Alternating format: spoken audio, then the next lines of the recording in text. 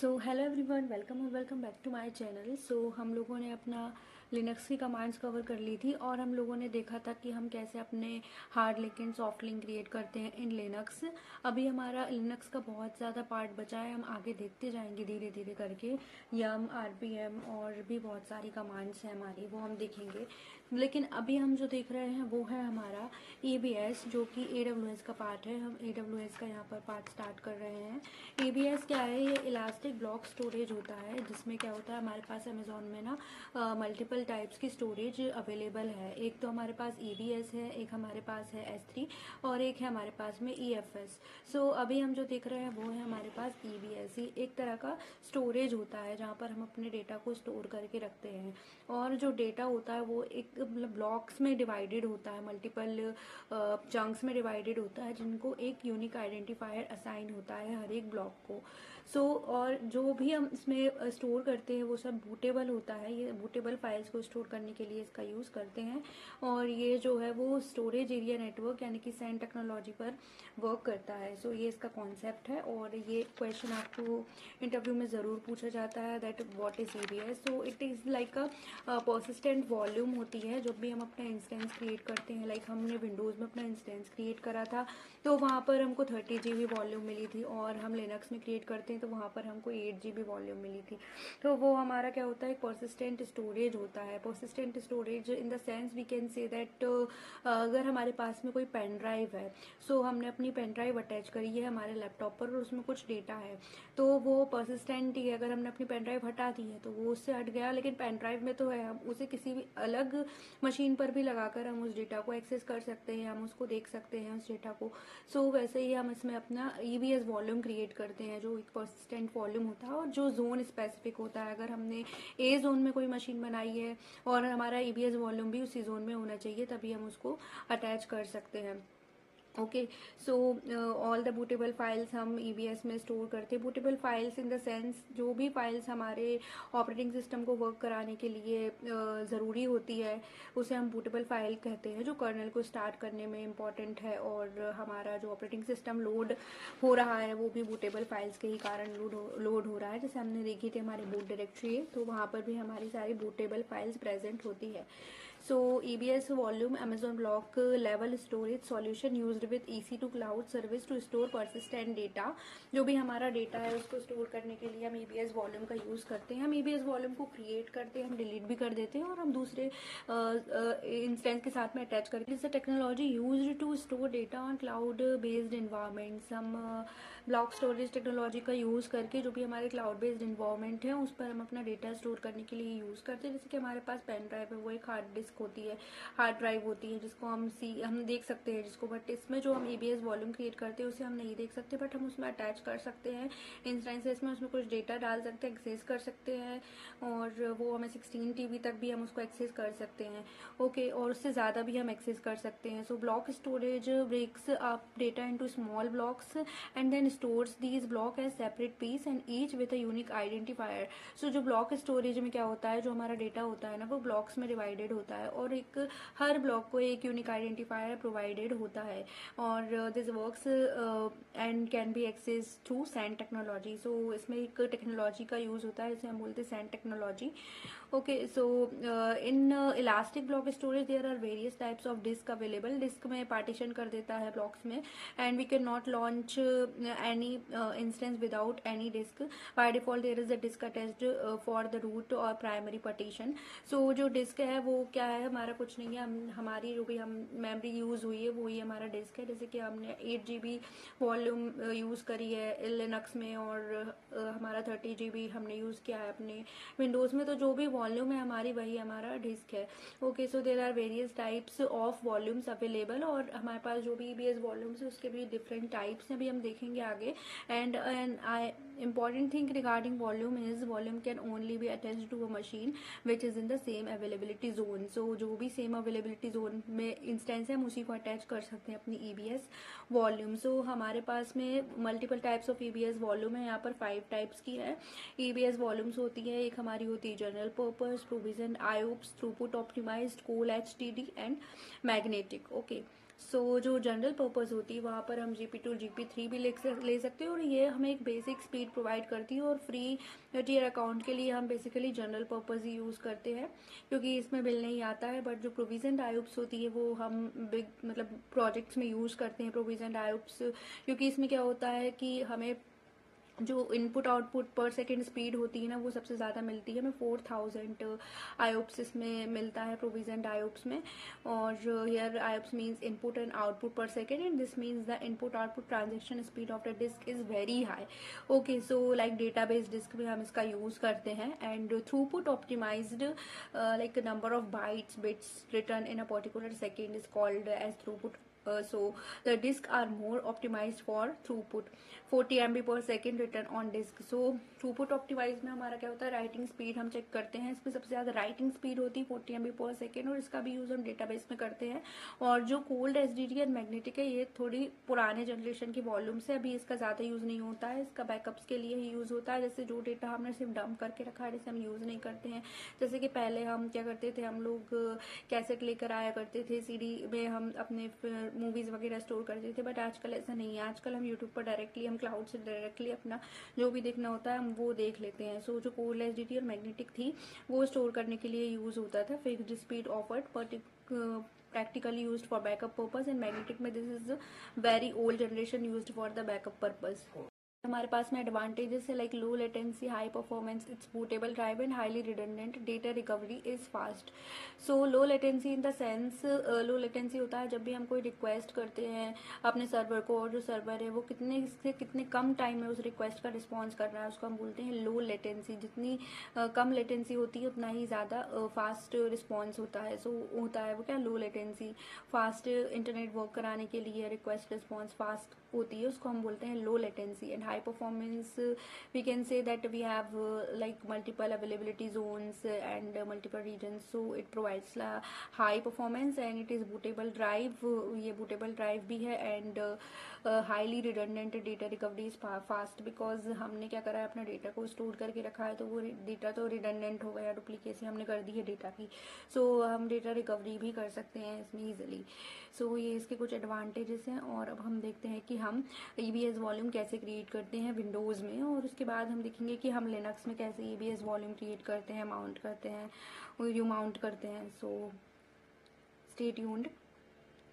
Windows में तो उसके लिए सबसे पहले हमको एक इंस्टेंस लॉन्च करना होगा। तो हमको इस पर क्लिक करना है EC2 पर, और मेरा नेट अभी थोड़ा स्लो चल रहा है इसलिए थोड़ा सा टाइम लगेगा इसको करने में। सो हम करेंगे एक लॉन्च इंस्टेंस, क्योंकि अभी मेरे पास में एक भी इंस्टेंस रनिंग नहीं है, क्योंकि मैंने अपने इंस्टेंस टर्मिनेट कर दिए थे। सो मैं अपना लॉन्च इंस्टेंस पर क्लिक करूँगी। यहाँ पर लॉन्च इंस्टेंस पर क्लिक करने के बाद में हम अपना एक EC2 इंस्टेंस लॉन्च कर लेंगे in Windows. Browse more EMIs पर क्लिक करेंगे हम, और माइक्रोसॉफ्ट विंडोज़ का हम अपना फ्री वाला यूज़ करेंगे। 2025 बेस भी हम यूज़ कर सकते हैं, 23 भी हम यूज़ कर सकते हैं। सो हम यूज़ कर रहे हैं 25 base.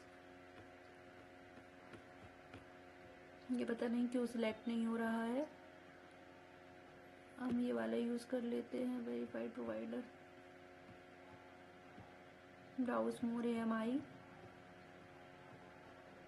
And select.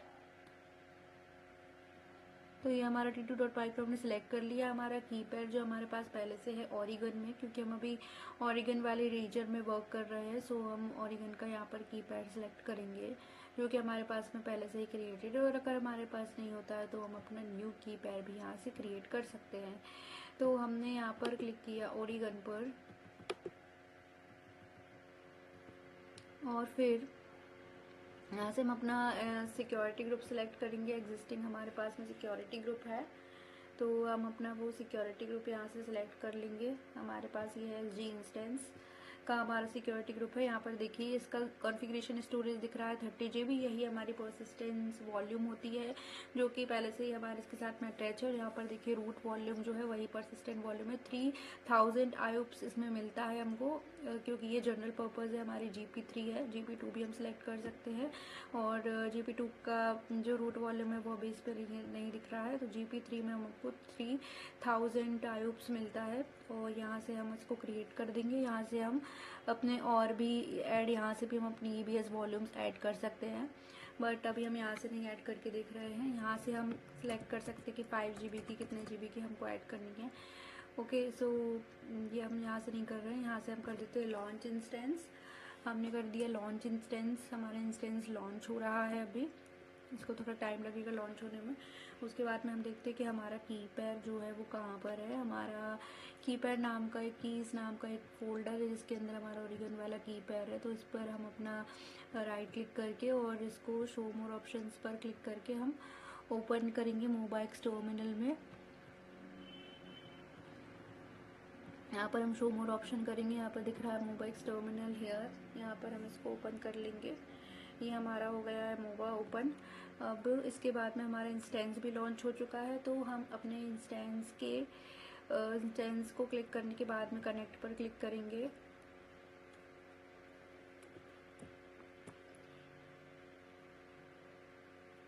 So first we will check here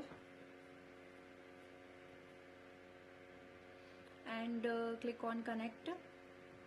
हम जाएंगे यहाँ पर RDP क्लाइंट में, क्योंकि हमारा ये विंडोज़ का मशीन है। सॉरी, हम लिनक्स में नहीं कर रहे हैं, हम विंडोज़ में कर रहे हैं, बट मैंने आपको यहाँ पर मोबा ओपन कर दिया है। सो अभी हम विंडोज़ में काम कर रहे हैं। सो हम करेंगे यहाँ से डाउनलोड डेस्कटॉप फाइल भी क्रिएट कर सकते हैं, या फिर आपको सर्च करना है अपने इसमें रिमोट डेस्कटॉप कनेक्शन सर्च करना है RDP सर्च करने के बाद में आपको यहाँ पर डालना है अपनी इंस्टेंस की पब्लिक IP। जो भी हमारा इंस्टेंस है उसको हमें पब्लिक IP मिली है, जो एक डायनेमिक IP होती है, चेंज होती रहती है। IPv4 भी हो सकती है, IPv6 भी हो सकती है। IPv4 होता है हमारा internet protocol version 4 and IPv6 होता है इंटरनेट प्रोटोकॉल वर्जन 6।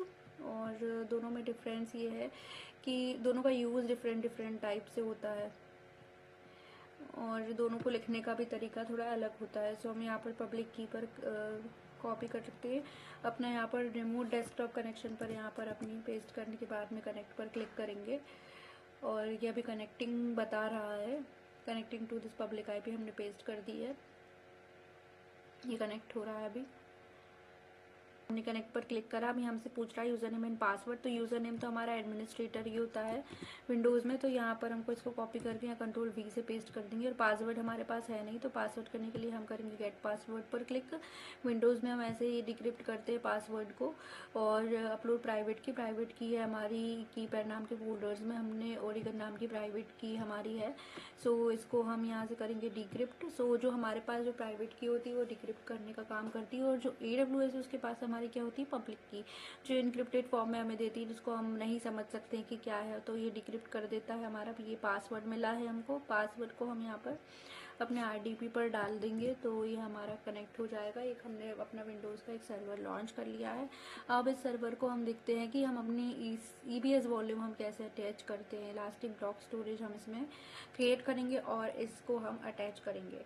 सो जैसे आप लोगों को पता है कि जब भी हम विंडोज़ पर काम करते हैं तो हमारे पास में होता है एक C ड्राइव होती है। जैसे कि मेरे पास भी यहाँ पर अपनी ये C ड्राइव है, तो ये C ड्राइव होती है। वैसे इसकी मेन ड्राइव हमारी C ड्राइव होती है। वैसे ही हमारे लिनक्स में क्या होता है, हमारी रूट होती है / हमने देखा था, जो टॉप लेवल रूट डायरेक्टरी होती है वही सबसे ज़्यादा मेन हमारी ड्राइव होती है। ओके, रूट एक्सेस होता है वहाँ पर, एडमिनिस्ट्रेटर की जगह हम उसमें बोलते हैं रूट। सो ये तो हमने अपना विंडोज़ लॉन्च कर लिया है, इंस्टेंस लॉन्च कर लिया है विंडोज़ का। हम यहाँ पर क्लिक करेंगे दिस PC में, तो हम यहाँ पर देखेंगे कि हमारे पास में अभी C ड्राइव हमको मिलेगी, क्योंकि ये हमारी एक मेन ड्राइव होती है, तो इसमें ये पहले से प्रेजेंट हमें दिखेगी।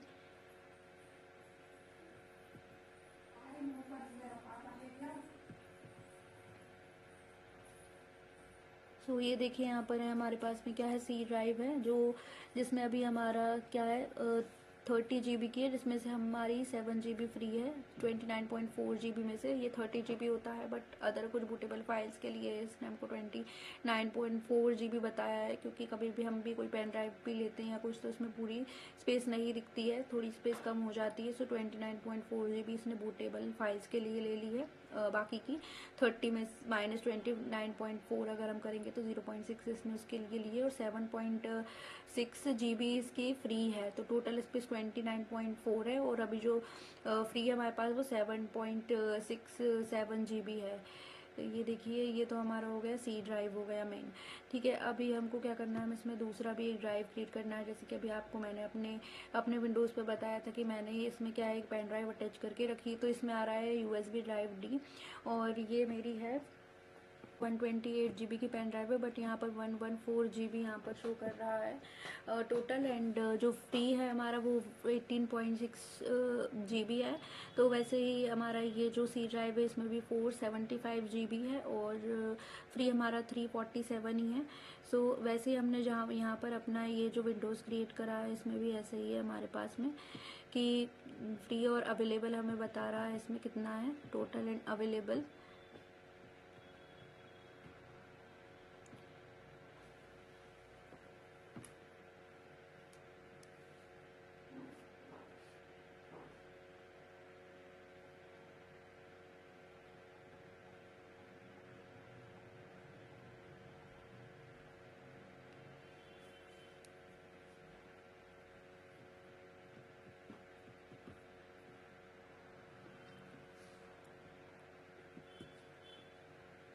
सो जैसे हम यहाँ पर क्लिक करेंगे दिस पीसी पर, तो यहाँ पर हमको ये दिख रहा है। तो अब हम करेंगे अपना एक EBS वॉल्यूम हम बनाएंगे। ये तो हमारी 30 GB की जो मेन हमारी वॉल्यूम थी वो है। अब हम इसमें अलग से एक वॉल्यूम अटैच करने के लिए हम जाते हैं अपने इंस्टेंस पर, यहाँ पर हम जाते हैं, यहाँ पर हम देखते हैं क्या EBS वॉल्यूम। तो हम यहाँ पर सर्च करेंगे EBS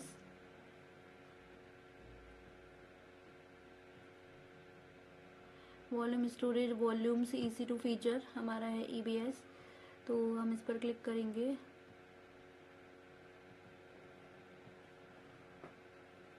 या फिर हम यहाँ से भी देख सकते हैं, ये देखिए इलास्टिक ब्लॉक स्टोरेज है, इसमें के अंदर हमारा वॉल्यूम है। यहाँ पर हम करेंगे क्रिएट वॉल्यूम और अपनी वॉल्यूम क्रिएट कर वाला GP3 जो हमारा एक्चुअल परसिस्टेंट वॉल्यूम है 3000 IOPS के साथ में 125 थ्रूपुट है इसमें। और ये दिख रहा है हमको वॉल्यूम स्टेट इन यूज़। ये इन यूज़ इसलिए है क्योंकि अभी ये हमारे EC2 इंस्टेंस को अटैच है। हम अलग से एक वॉल्यूम क्रिएट करेंगे। यहाँ पर हम लिखेंगे क्रिएट वॉल्यूम पर क्लिक करेंगे। GP3 हमारा सिलेक्टेड है। ये देखिए इसमें से हम अपना वॉल्यूम, अपना जो EBS वॉल्यूम है उसको सिलेक्ट कर सकते हैं। Provision types cold SDT throughput magnetic standard, अभी हम यही यूज़ करते हैं GP3 SSD। और हम अपना साइज़ भी यहाँ से बढ़ा सकते हैं और कम कर सकते हैं, लाइक 5 GB 10 GB ऐसे करके हमें लिखना है। लेकिन हमें ये इस बात का ध्यान रखना है कि जो हमारा जो साइज़ होगा वो हमेशा ज़्यादा ही होना चाहिए, क्योंकि उसके अंदर हम जो डेटा डालेंगे उससे ज़्यादा हमारा जो वॉल्यूम उसका साइज़ होना चाहिए, तभी हम उसके अंदर अपना डेटा डाल सकते हैं। तो ये साइज़ हो गया हमारा 10 GB। इसमें हमारा 3000 IOPS मिल रहा है और इसमें पहले हमारा था 100, तो हमने यहाँ पर 10 GB कर दिया है। थ्रूपुट इसमें 125, हम थ्रूपुट को हम चेंज भी कर सकते हैं, यहाँ से हम कम भी कर सकते हैं, ज़्यादा भी कर सकते हैं। और IOPS को भी हम कर सकते हैं। IOPS मस्ट भी बिटवीन 3000 एंड 5000 के बीच में ही होना चाहिए, बट इसमें 3000 से 5000 तक मिलता है इसमें IOPS। ओके, और अवेलेबिलिटी जोन है हमारा ए अवेलेबिलिटी जोन। हम देखते हैं हमारा जो इंस्टेंस है वो हमने किस जोन में लॉन्च किया है, क्योंकि ये जोन स्पेसिफिक है तो हमको सेम जोन में ही हमारा इंस्टेंस हमने B जोन में लॉन्च किया है। तो हम यहाँ पर अवेलेबिलिटी जोन भी हमको B ही रखना पड़ेगा, हमने रखा है B। और स्नैपशॉट ये हम आगे देखेंगे, अभी हमको इसको ऐसे ही रहने देना है। Encryption is this volume, so इसको भी हम रहने देते हैं। Use Amazon EBS encryption as an encryption solution for your EBS resources associated with your instances. So ये हम यूज़ करते हैं इंक्रिप्शन मेथड कंपनीज में। जब हम वर्क करते हैं तो हम उसको अपना जो डेटा है उसको इंक्रिप्टेड भी रखते हैं, बट अभी हम इसको ऐसा ही रखेंगे। और यहाँ पर हम अपना क्रिएट वॉल्यूम पर क्लिक कर देंगे। ओके, सो ये हमारा जो है वॉल्यूम वो क्रिएट हो रहा है। तो ये देखिए हमारा जो वॉल्यूम है बहुत जल्दी इसने क्रिएट करके दे दिया है।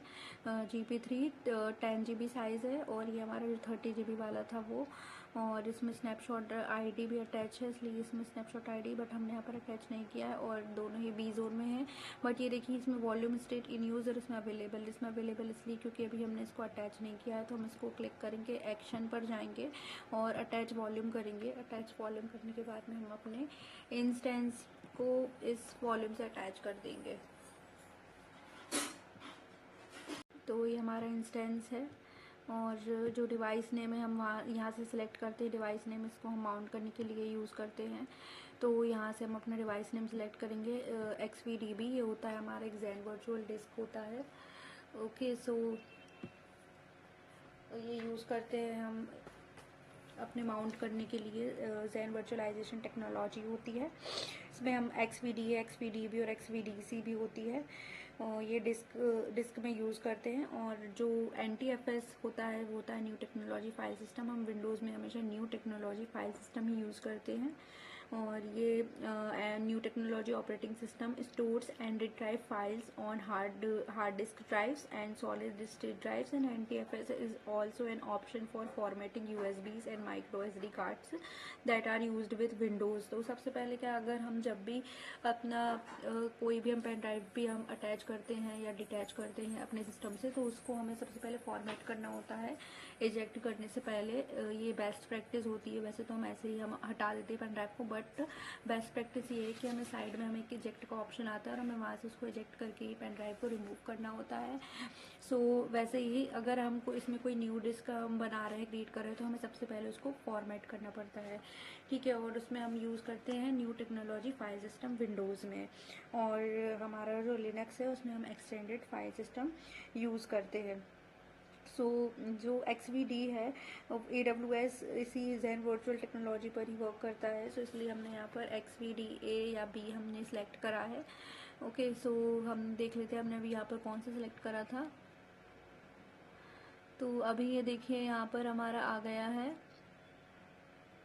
इन यूज़ आ गया है, क्योंकि हमने इसको अटैच कर दिया है हमारे वॉल्यूम के साथ में। बट अगर हम यहाँ पर जाकर देखेंगे तो यहाँ पर अभी भी कुछ यहाँ पर आएगा नहीं,